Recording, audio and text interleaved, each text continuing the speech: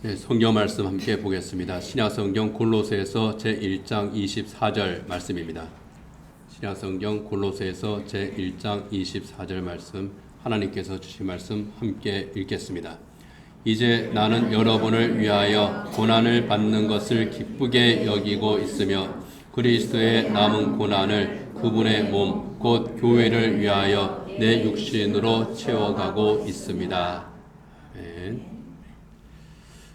네, 오늘은 종려주일입니다. 종려주일은 우리를 구원하기 위한 십자가를 지시기 위해서 예수님께서 예루살렘 성에 입성하신 것을 우리가 기억하고 기념하고 감사하는 그런 주일입니다. 예수님께서 십자가를 지기 위해 예루살렘 성에 입성하실 때에 유대인들은 열렬하게 환영했습니다. 그들이 예수님을 열렬하게 환영한 이유는 메시아에 대한 기대 때문이었습니다. 스가랴서 9장 9절에 보면은 메시아에 대한 그 예언이 나옵니다. 함께 읽어보겠습니다. 도성 시온아 크게 기뻐하여라. 도성 예루살렘아 환성을 올려라. 내 왕이 내게로 오신다. 그는 공의로우신 왕, 구원을 베푸시는 왕이시다. 그는 온순하셔서 나귀 곧 나귀 새끼인 어린 나귀를 타고 오신다. 도성 시온아, 도성 예루살렘아 크게 기뻐하고 환성을 올려라. 내 왕이 내게로 오신다. 그는 공의로우신 왕, 구원을 베푸시는 왕이다. 이스라엘을 회복하시는 그 왕이 예루살렘에 온다는 겁니다. 그는 나귀를 타고 오시는, 어린 나귀를 타고 오시는 그런 왕이라는 겁니다. 그 스가랴 선지자의 예언대로 예수님께서 어린 나귀를 타고 예루살렘 성문을 향해서 오고 계셨습니다. 예루살렘에는 총 8개 문이 있습니다. 그 가운데 어느 문으로 오셨는지는 정확히 우리가 알 수는 없지만 교회 전통에서는요, 에스겔서 44장 예언에 따라서 동편에 있는 그 자비의 문으로 향하셨다. 또 그렇게 이제 보고 있습니다. 이 자비의 문에 향하고 있었던 그 사람들, 그 성문에 있었던 그 유대인들이 어린 나귀를 타고 오시는 그 예수님을 볼 때에 스가랴 선지자의 예언을 떠올립니다. 그리고 이 스가랴 선지자의 예언이 드디어 성취되었구나. 다윗의 왕국이 재건되고 우리는 로마 제국의 지배에서 벗어나게 될 수 있겠구나. 그 기대에 부풀었습니다. 그들은 예수님께서 타고 오시는 그 어린 나귀 앞에 자기들의 옷을 벗어서 폈습니다. 종려나무 가지를 흔들면서 환호했습니다. 이것은 왕에 대한 영접입니다. 그 모습을 요한복음 12장 13절에서는 이렇게 묘사를 합니다. 함께 읽겠습니다. 종려나무 가지를 꺾어 들고 그분을 맞으러 나가서 호산나 주님의 이름으로 오시는 이에게 복이 있기를, 이스라엘의 왕에게 복이 있기를 하고 외쳤다. 주님의 이름으로 오시는 이 메시아입니다. 이스라엘의 왕 다윗의 후손으로 다시 이스라엘 왕국을 재건하는 왕입니다. 그가 우리를 구원하실 것이다. 호산나 우리를 구원하여 주소서. 그가 우리를 구원하실 것이다. 예수님을 향해서 군중들이 종려나무 가지를 흔들면서 환영했기 때문에 이날을 우리는 종려주일이라 그렇게 부릅니다. 유대인들은 로마 제국의 압제로부터 이 식민지 처지로부터 이 잃어버린 나라를 회복시켜 주실 메시아일 것이라고 기대를 했습니다. 그래서 종려나무 가지를 흔들면서 자기들의 옷을 펴서 길에 펴면서까지 예수님을 환영했지만 정작 예수님의 목표는 다윗 왕국의 재건이 아니었습니다. 그들의 기대와는 달랐죠. 예수님의 나라, 분명히 예수님께서는 이스라엘의 왕으로 주님의 이름으로 구원의 구주로 우리 예수님께서는 오셨지만은, 그렇게 예루살렘에 입성하셨지만은 정작 그 예수님의 나라는 그들이 기대했던 세상의 나라가 아니었기 때문입니다. 우리 예수님의 나라에 대한 문답이 성경에 있습니다. 예수님을 신문하던 총독 빌라도가 예수님을 향해서 질문합니다. 당신이 유대인의 왕입니까? 그때 예수님께서 나의 나라는 세상에 속한 것이 아니라고 분명하게 대답합니다. 요한복음 18장 36절입니다. 같이 읽겠습니다. 예수께서 대답하셨다. 내 나라는 이 세상에 속한 것이 아니요 나의 나라가 세상에 속한 것이라면 나의 부하들이 싸워서 나를 유대 사람들의 손에 넘어가지 않게 하였을 것이요. 그러나 사실로 내 나라는 이 세상에 속한 것이 아니요. 이 세상에 속한 것이 아니라는 겁니다. 유대인들이 기대했던 그 다윗의 왕국이 이스라엘 왕국이 아니라는 겁니다.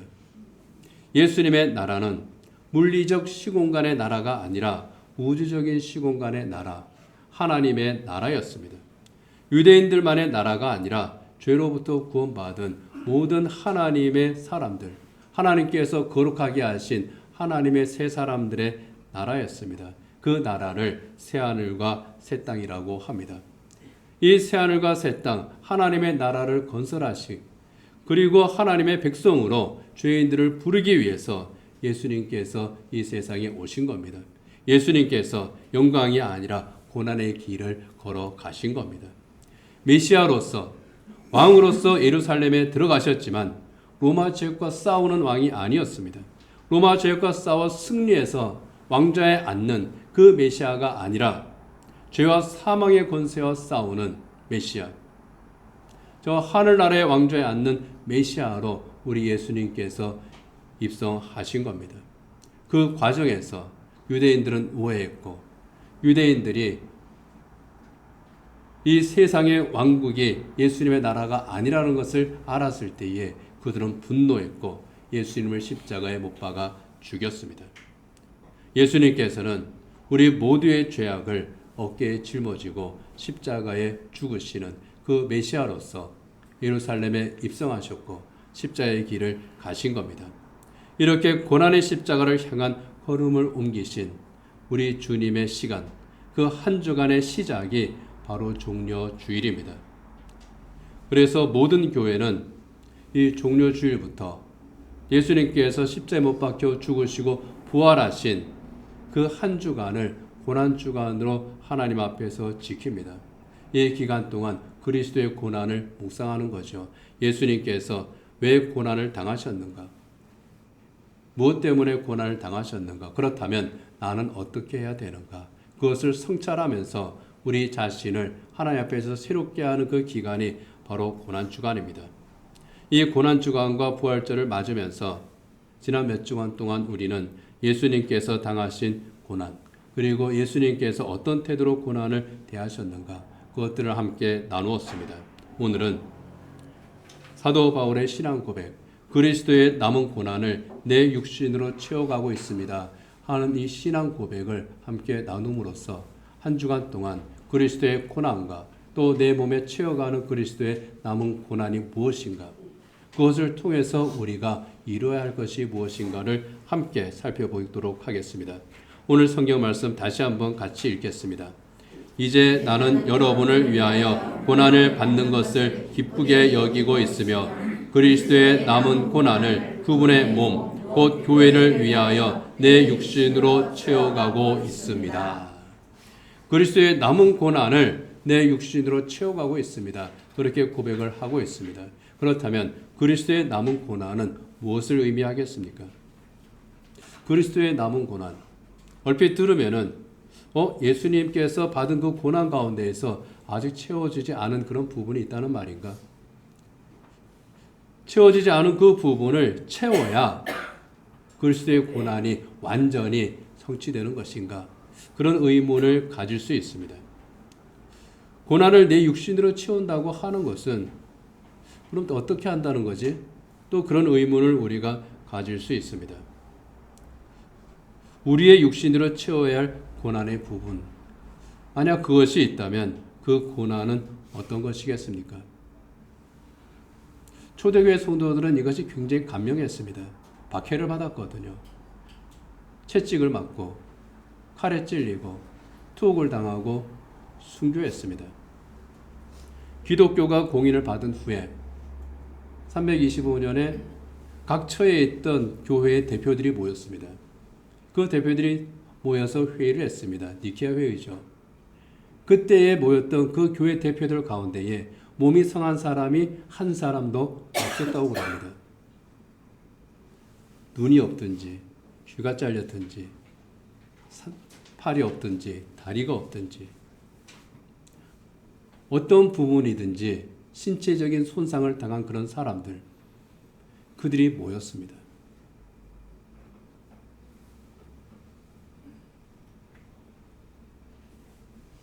그런 것이겠습니까?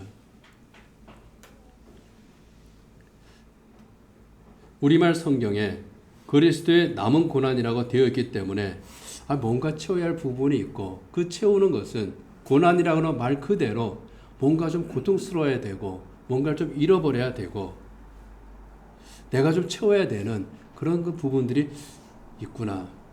그리고 주님의 고난, 심지어 주님의 고난이 불충분하구나.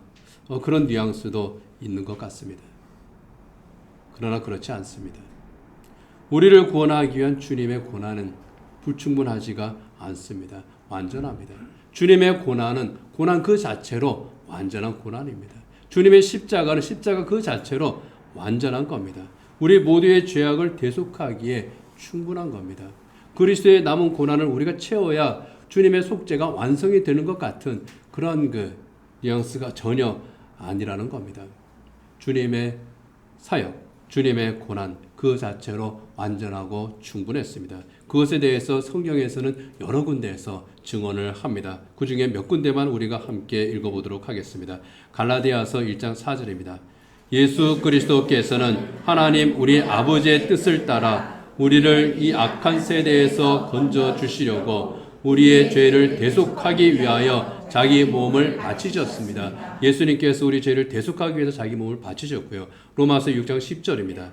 그리스도께서 죽으신 죽음은 죄에 대하여 단번에 죽으신 것이요 그분이 사시는 삶은 하나님을 위하여 사시는 것입니다. 죄에 대하여 단번에 죽으신 것, 완전한 죽음입니다. 불충분한 죽음이 아닙니다. 죽음이 또 필요한 것이 아니라는 겁니다. 히브리서 9장 12절입니다. 그는 염소나 송아지의 피로서가 아니라 자기의 피로서 우리에게 영원한 구원을 이루셨습니다. 예수님의 구원은 영원한 구원이라는 겁니다. 십자가 앞에 있었던 바로 그 사람들에게만 미치는 구원이 아니라 영원한 구원. 이것은 모든 시간 안에 살고 있는 모든 사람을 향한 그 구원을 의미를 합니다. 예수님의 십자가 죽으심과 부활은요, 죄와 사망의 법이 왕노릇하는 이 세상에 우리 주님께서 오셔서 우리를 완전하게 구원하신 그 생명의 법의 승리라고 하는 겁니다. 그래서 우리 주님께서는 이 완전하고도 충분하고도 영원한 그 구원에 대해서, 그 고난의 승리에 대해서 십자가에서 분명하게 선언을 하셨습니다. 요한복음 19장 30절이죠. 같이 읽겠습니다. 예수께서 신 포도주를 받으시고서 다 이루었다 하고 말씀하신 뒤에 머리를 떨어뜨리시고 숨을 거두셨다. 성경에서는 성경이 정말 위대하고 가슴을 뛰게 하는 그런 성경 말씀이 참 많습니다. 그런데 그 가운데에서 정말 감격스러운 말씀 중 하나 바로 이 부분이에요. 다 이루었다. 굉장히 짧은 말씀인데요. 다 이루었다. 여기에 모든 것이 다 들어있습니다. 하나님의 구원 계획을 다 이루었다. 이 십자가에서 내가 모든 속죄를 다 이루었다. 영원한 속죄를 이루었다. 십자가의 죽으심으로 우리의 모든 죄를 속죄하시고 사망의 권세에서 우리를 구원하셨음을 선포하신 위대한 선언입니다. 이를 위해서 예수님께서 십자가를 지셨고 그 십자가는 다른 사람과 함께 지는 십자가가 아니라 우리 주님 홀로 지신 고난의 십자가였습니다. 홀로 성취하신 구원이었습니다. 우리의 구원을 위해서 받으신 그 고난은 오직 예수님만이 받으시고 예수님만이 감당하실 수 있는 고난이었기 때문입니다. 누구도 예수님 대신 고난을 받을 수 없고 또 채울 수도 없습니다. 그런데 그럼에도 불구하고 바울은 그리스도의 남은 고난을 내 몸에 채운다고 말합니다. 이때의 그리스도의 남은 고난은요, 우리의 구원을 위해서 남은 고난의 의미가 아니라는 것을 우리는 알아야 됩니다. 그리스도의 남은 고난은 그리스도의 고난으로 말미암아 우리가 선물로 받은 이 구원의 은혜를 지키는 삶에서 내가 받는 그 고난들을 의미하기 때문입니다. 예수님께서 피로 값주고 사신 교회입니다. 이 교회가 구원의 복음을 증거하는 증인의 사명을 감당합니다. 그 증인의 사명을 감당할 때에 받게 되는 그 고난입니다. 직접적으로는 초대교회 성도들이 받은 그 고난입니다. 사도 바울이 받은 고난입니다. 그리고 이 세상에서 성도들이 또 교회가 겪게 되는 그런 여러 가지 고난들이 있습니다. 그 고난들을 보면은요, 인간들의 죄로 말미암은 것이 대부분입니다. 인간의 죄성이 교회를 핍박합니다. 그리스도인들을 못 살게 굽니다. 복음 사역을 방해합니다. 그로 인한 고난들이죠. 교회를 적대시하는 그 악한 세력들의 박해로 말미암아 초대교회가 또 일제강점기에 우리나라 교회가 박해를 받았습니다. 고난을 당했습니다. 믿음의 사람들이 복음을 전하다가 믿음대로 살다가 오직 하나님께만 영광 돌리겠다고 하는, 오직 예수 그리스도로 말미암은 이 십자가 복음을 지키겠다고 하는 그 믿음대로 살다가 감옥에 갇히고 고문을 당했습니다. 이처럼 복음을 위해서 교회가 받는 고난, 그리스도인이 받는 고난이 그리스도의 남은 고난입니다. 그리고 그리스도인들이 믿음으로 하나님 말씀대로 살려고 하다가 받게 되는 또 사회적인 불이익들이 있습니다. 그것으로 말미암은 피해와 고난들이죠. 그것으로 말미암은 불이익과 아픔과 시련들이 있습니다. 그것이 그리스도를 위한 그 남은 고난인 겁니다. 그리고 때로는 성화되지 않은 인간의 못난 그런 습성들이 서로 상처를 입히기도 합니다. 그리스도인 안에서 받는 그러한 어려움들이죠. 교회 안에 성도들 사이에 분쟁이 생기기도 합니다. 가족 간에 또 서로 상처를 주고 입히기도 합니다. 그 아픔과 상처를 주님의 사랑으로 치유하기 위해서, 주님의 사랑으로 품기 위해서 섬기고 용납하고 희생하면서 받게 되는 그러한 고난들이 있습니다. 그것이 바로 그리스도의 남은 고난이라는 겁니다.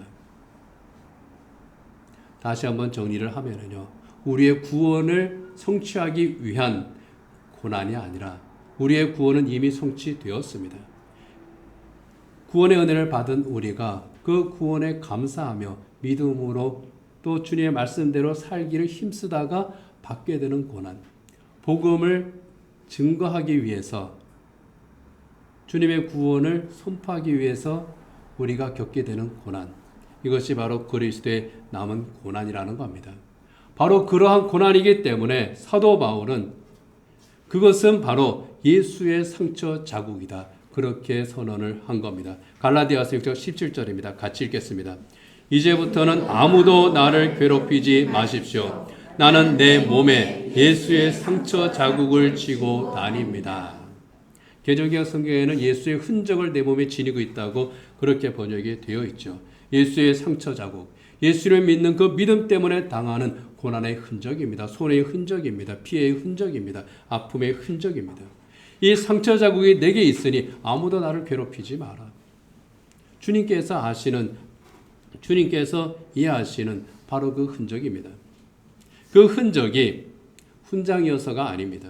주님이 나를 위해 고난을 받은 그 흔적을 주님의 몸에 가지신 것처럼 내 몸에 있는 그 모든 상처들, 사도 바울이 자기 몸에 가지고 있는 그 모든 상처들, 채찍을 맞고 칼에 찔리고 바다에 빠지고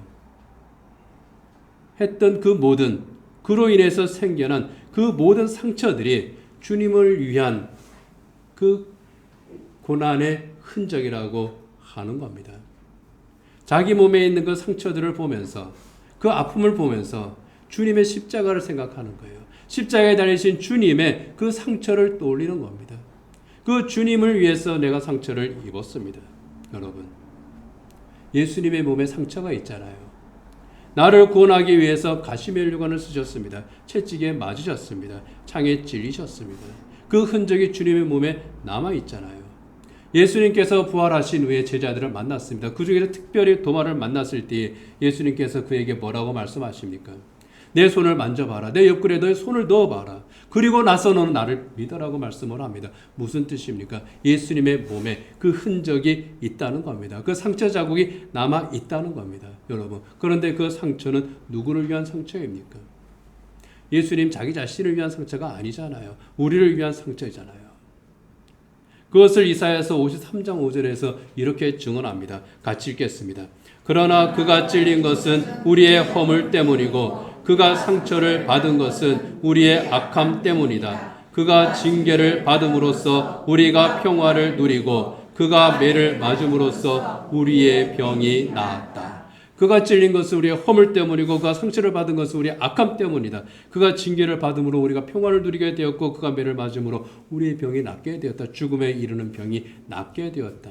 주님께서 우리를 치유하셨고 구원하셨다. 나를 위해 고난의 십자가를 지시고 나를 위해 그 몸에 상처를 남기신 우리 주님. 그 주님의 복음을 전하면서 받은 고난의 상처가 내게 있습니다. 참 힘든 시간이죠. 참 고통스러운 겁니다. 그러나 그것은 내 몸에 새긴 예수님의 상처 자국입니다. 고난으로 인한 그 아픔과 그 시련으로 인한 그 상처들을 나를 해치는 것으로 사용하는 것이 아니라 그것은 내 몸에 새긴 예수님의 흔적입니다. 오히려 감사하면서 오히려 긍지를 가지는 겁니다. 시련과 고난의 시간을 지날 때, 아픔의 시간을 지날 때 어떤 사람은 왜 내가 이런 고통을 당해야 됩니까? 내가 왜 이렇게 아파야 됩니까? 내가 왜 이렇게 힘들어야 됩니까?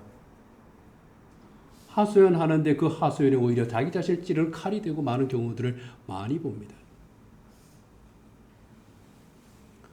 상처를 오히려 더 골마 터지게 만드는 경우를 보게 됩니다. 그러나 바울은 그렇게 하지 않습니다. 이것은 그리스도의 남은 흔적입니다. 우리는 그 청년 바보 의사의 주인공 안수연 선생을 잘 압니다. 복음을 위해서 살기 위해서 하나님의 영광을 위해서 살기를 힘썼던 사람. 예수님의 사랑을 실천하는 일이라면 나는 기꺼이 손해를 당하겠습니다. 했던 사람이 바로 그 청년 바보 의사 안수연 선생이죠. 예수님께서 십자가에 달려 돌아가신 그 나이와 똑같은 33세의 나이에 하나님께서 불러가신 위대한 믿음의 사람입니다. 예수님 때문에 자기가 받은 그 모든 상처를 그는 이렇게 고백합니다. 이것은 예수님의 스티그마입니다. 스티그마가 뭡니까? 낙인이잖아요. 몸에 새겨진 낙인. 상처 자국보다 더한 겁니다. 예수님께서 내가 당하는 고난과 고통, 그 손해와 아픔으로 인한 그 모든 상처들이 낙인처럼 내 삶에 있는데 그것이 나를 해치고 나를 죽이는 것이 아니라 오히려 그것 때문에 내가 주님을 더 사랑합니다. 오히려 내가 더 주님께 가까이 나갑니다. 그것이 나를 더 고통스럽게 하는 것이 아니라 이 주님의 스티그마가 내게 있다고 하는 것을 나는 오히려 기뻐하며 나는 감사합니다. 사도 바울처럼 내 몸에 예수의 상처 자국이 있습니다. 그러는 겁니다. 예수님으로 인한 그 고난의 흔적이 우리 삶에 있습니까? 지난 세월 동안 예수님을 믿고 신앙생활을 하면서 우리 몸에 새겨진 그 고난의 흔적들, 그 상처들이 낙인처럼 내 몸에, 내 삶의 곳곳에 남아 있습니까? 사도 바울은 그것이 바로 예수의 상처 자국, 그리스도의 남은 고난의 증거라고 우리에게 고백을 하고 있습니다. 여러분, 내가 이렇게 구원받고 복된 삶을 살아간다고 하는가? 다 주님의 은혜 아닙니까? 주님의 고난 덕분이 아닙니까? 내가 영생을 얻게 된 것이 주님의 십자가 은혜 덕분 아닙니까? 그렇다면 내가 누리는 이 평화와 이 행복을 위해서, 이 삶을 위해서 우리는 무엇을 기억해야 되겠습니까? 고난을 당하신 예수님을 기억하는 것. 그 흔적들을 보면서 예수님을 기억하고 예수님처럼 또 바울처럼 살기를 힘쓰는 것이 그리스도인의 삶이 아니겠습니까? 복음을 위해 내가 살다가 고난을 당합니다. 절망이 아니라 오히려 기뻐하고 내가 하나님의 법대로 정직하게 살다가 내가 손해를 입으면 그것 때문에 괴로워하는 것이 아니라 이것이 그리스도의 남은 고난이구나. 이 고난의 흔적을 주님께서 나에게 주셨구나. 오히려 즐거워하는 것이 그리스도의 삶이 아니겠습니까? 예수님의 사랑으로 이해합니다. 예수님의 사랑으로 용납합니다. 예수님의 사랑으로 용서합니다. 예수님의 사랑으로 품었습니다. 그런데 그로 말미암아 내게 상처가 생겼습니다. 그럴 때 그 상처는 우리를 죽이는 상처가 아니라는 겁니다. 그것이 내 몸에 새겨진 그리스도의 상처 자국입니다. 그리스도의 남은 고난입니다. 그것을 우리가 생각하는 겁니다. 이번 주 고난주간입니다. 예루살렘에 입성하신 예수님께서 가신 그 길, 영광의 길이 아니라 고난의 길입니다. 그 몸에 상처 자국을 남기는 그 길입니다. 그러나 주님께서는 그 길을 가셨죠. 왜요? 그것이 하나님의 뜻이기 때문입니다. 예수님께서 가신 그 길을 걷는 것, 그것을 우리가 묵상하면서 우리 스스로를 성찰하면서 나아가는 것, 그것이 바로 그리스도의 그 남은 고난을 내 몸에 채우는 길인 겁니다. 그 길은 미련해 보이는 길입니다. 그러나 우리가 하나님의 정의를 위해서 살 때에, 하나님께 영광을 돌리면서 그리스도인답게 살 때, 교회를 교회답게 세우기를 우리가 힘쓸 때, 그것이 바로 그리스도의 남은 고난을 내 몸에 또 우리 교회에 채우는 겁니다. 결코 쉽지는 않습니다. 이런 이야기를 들었습니다. 오래된 그 유머죠. 여성들은 그 지갑에 사진 한 장을 넣고 다닌다고 그러죠. 자기 남편 사진입니다. 그 사진을 자기가 힘들 때 그 사진을 들여다본다는 겁니다. 그러면서 이렇게 중얼거린다고 그러죠. 내가 이 인간을 견디고 사람 만들었는데 내가 대체 못할 것이 무엇이 있겠는가? 여러분, 우리에게는 예수님의 십자가 있지 않습니까? 나를 위해서 고난을 받으시고 나의 죄를 대속하시고 나를 하나님의 새 사람으로 만드신 그 예수님이 우리에게 있지 않습니까? 그 예수님이 내게 계시는데 우리가 못할 일이 무엇이 있겠습니까? 그런 마음으로 살아가는 것이 바로 그리스도의 남은 고난을 채우는 그런 삶인 줄 압니다. 여러분, 그리스도의 남은 고난을 내 몸에 채우기 위해서 힘쓰는 이 고난 주간이 되기를 원합니다. 고난이 올 때 외면하는 것이 아니라, 피하는 것이 아니라, 내 몸에 채우는 그리스도의 고난이구나. 세상에 줄 수 없는, 세상에 알 수도 없는 놀라운 기쁨과 평화가 바로 여기에 있구나. 그것을 실감하는, 또 그것을 체험하는 이 한 주간이 되기를 원합니다. 그리스도의 남은 고난을 우리 몸에 채울 때에, 우리 주님을 바라봄으로 그리스도의 남은 고난을 채울 때에 주님께서 주시는 그 놀라운 은혜가 우리에게 또 우리 교회에 충만하게 임할 줄 믿습니다. 그리스도의 남은 고난을 생각하면서 다 같이 눈을 감으시고요. 잠시 침묵 기도하시기 바랍니다. 반주자의 반주에 맞추어서 나를 위해 고난을 당하신 그 주님을 생각하고 또 내가 고난의 시간에 어떻게 그 고난을 대하였는가, 그리고 그리스도의 남은 고난을 내 몸에 있는 예수의 상처 자국, 우리 주님의 스티그마가 되어서 또 우리를 복된 삶으로 살게 할 수 있기를 이 시간 주님 앞에서 기도하시기를 바랍니다. 그리스도의 남은 고난 내 몸에 채우겠습니다. 함께 잠시 동안 기도하십시오.